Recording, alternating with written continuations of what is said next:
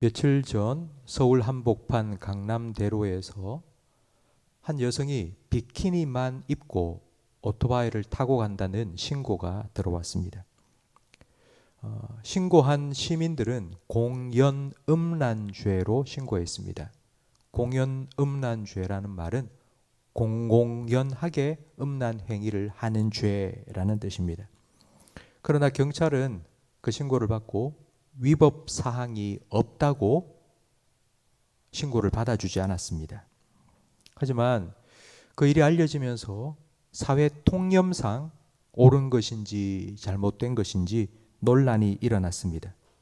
시민들과 인터뷰를 했는데 몇몇 분들만 안 된다. 우리나라는 동방예의지국인데 그런 행위를 하면 안 된다고 말했고, 거의 대부분의 사람들은 괜찮다.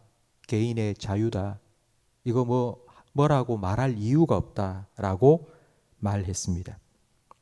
옳고 그름에 대한 기준이 사라지고 각자 자기가 생각하고 원하는 대로 살아가는 것이 인권이고 자유고 행복이라고 생각하는 것이 바로 오늘 우리가 사는 이 시대입니다. 이런 생각은 사람과 세상을 완전히 바꾸어 놓았습니다.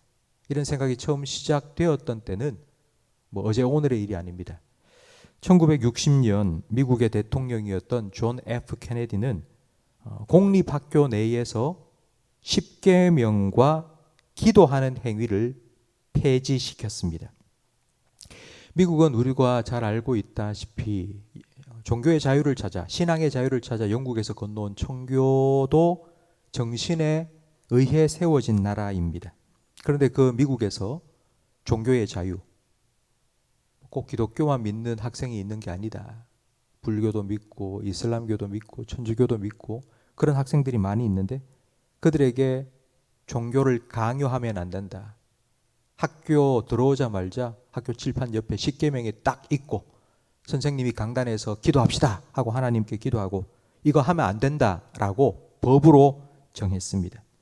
그런데 바로 그때부터 미국 내의 청소년 범죄가 급증했습니다.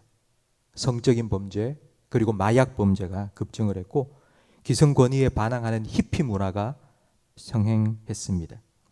십계명은 하나님의 말씀입니다. 진리입니다. 그 진리가 사라지자 사사기의 마지막 결론처럼 이스라엘의 왕이 없으므로 자기 소견에 오른 대로 자기의 자유롭게 행하기 시작한 것입니다.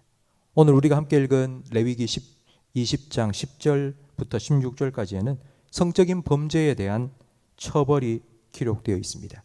간음하는 자 반드시 죽여라. 근친상간하는 자 반드시 죽여라. 동성애하면 반드시 죽여라. 짐승과 교합하는 자 짐승과 함께 죽여라. 성적인 범죄의 대부분은 사형에 해당된다고 하나님은 말씀하셨습니다. 사실 이 본문을 가지고 오늘 설교를 하면 사람들은 이렇게 말합니다. 참 구석기 시대 사람도 아니고 고리타분한 소리를 하고 앉아있네. 하나님은 인권도 모르나? 어떻게 성경에 이런 얘기가 들어있어?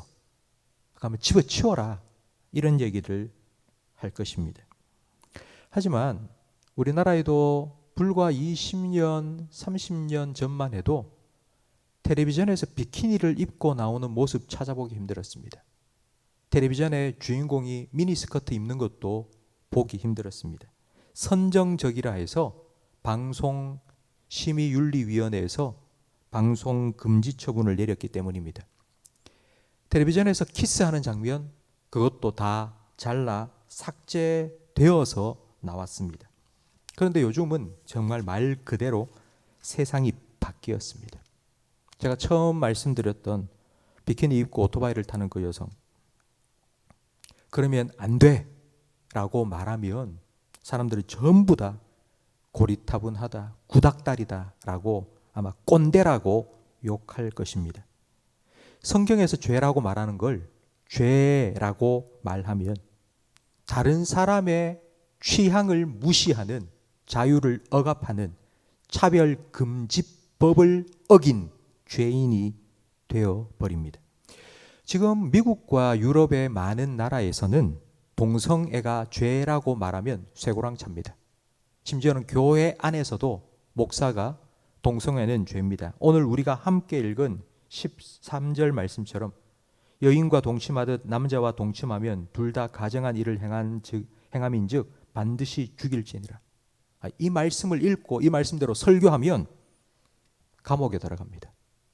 지금 미국과 유럽은 이런 시대가 되었습니다. 아마 우리나라도 차별금지법이 통과된다면 그런 일이 일어날 것입니다.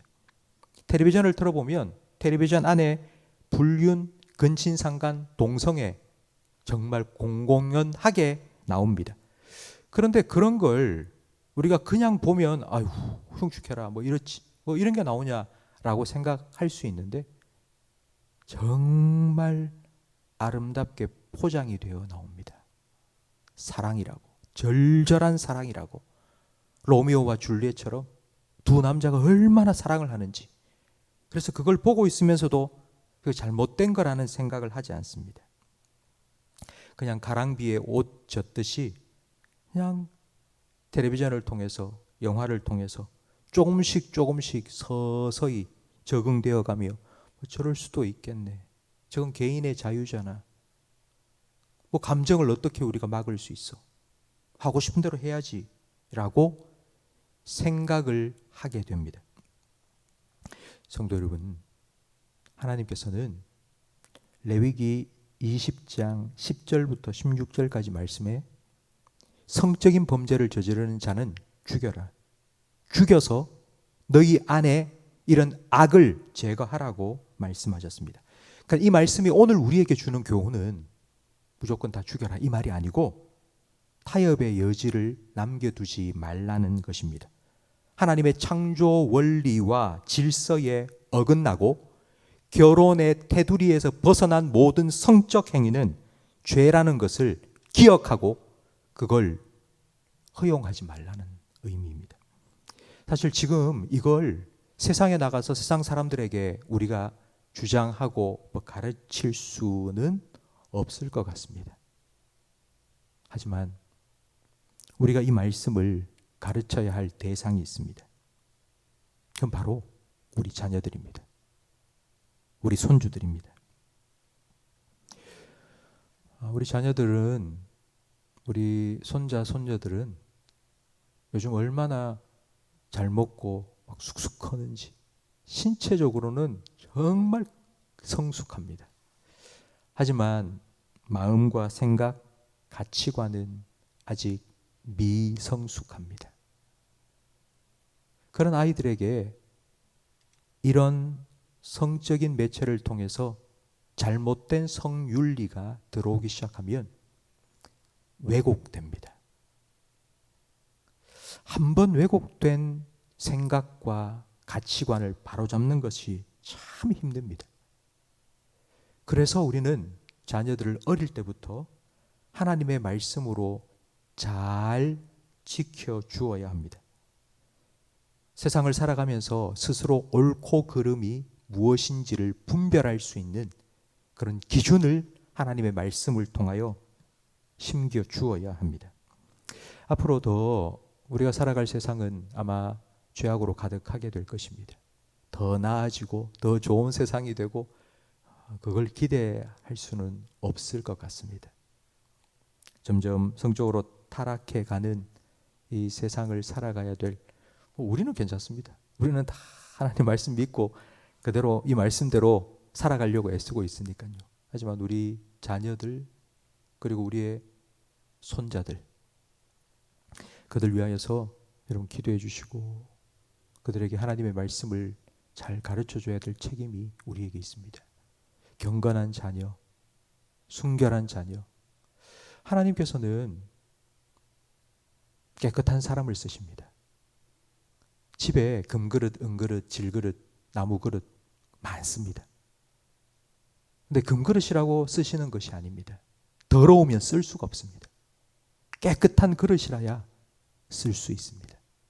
하나님이 쓰기에 합당한 깨끗한 그릇이 되도록 우리 자녀를 위해서 기도해 주시고 하나님의 말씀으로 그들의 영혼을 지켜주어야 합니다. 오늘 새벽에 기도하실 때에 우리 다음 세대, 우리 자녀들, 우리 손주들을 위하여서 여러분 꼭 기도해 주시기 바랍니다. 거룩한 하나님의 사람으로 하나님의 말씀에 온전히 붙들린 바 되어서 이 타락한 세상 속에, 죄악 가득한 세상 속에, 음란한 세상 속에 그들의 마음이 오염되지 않게 하나님 지켜주시고 하나님을 섬기고 하나님 손에 붙들린 바 되어 하나님께 쓰임받는 그런 복된 삶을 살아갈 수 있는 우리 자녀들 되게 해달라고 하나님께서 반드시 우리의 기도에 응답해 주실 것입니다. 그렇게 기도하시는 오늘 이 새벽 시간이 되기를 간절히 바랍니다. 기도하겠습니다. 하나님 아버지, 죄악으로 가득한 세상, 음란한 이 세상 살아가는 우리들을 하나님의 말씀으로 성령으로 지켜 주시옵소서. 특별히 우리 자녀들을 주와 및 그 은혜의 말씀에 부탁드리오니 죄악된 물결이 그들의 영혼을 침몰시키지 못하도록 하나님 막아주시고 지켜주시고 보호해 주시옵소서.